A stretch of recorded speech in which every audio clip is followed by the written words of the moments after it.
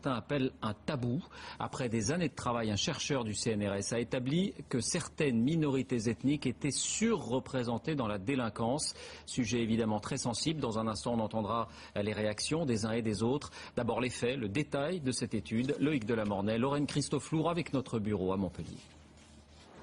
Hugues Lagrange ne se faisait pas d'illusions.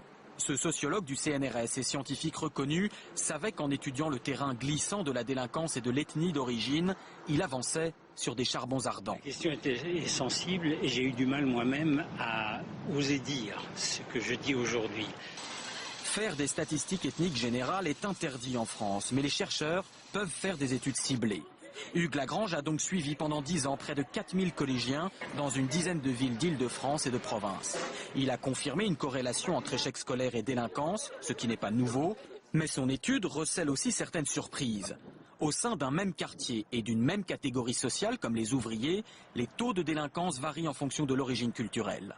Plutôt faible chez les Français non issus de l'immigration et chez les Européens. Un peu plus élevé chez les Maghrébins et les Noirs hors Sahel, mais nettement supérieur chez les Noirs du Sahel, comme la Mauritanie, le Sénégal et le Mali. Taux de délinquance similaire aux Maghrébins chez les Turcs. Et le chercheur s'interroge. Pourquoi aurais-je une différence aussi importante entre des adolescents noirs issus de familles venues du golfe de Guinée et des adolescents non moins noirs issus de familles du Sahel? Or, la différence est vraiment importante.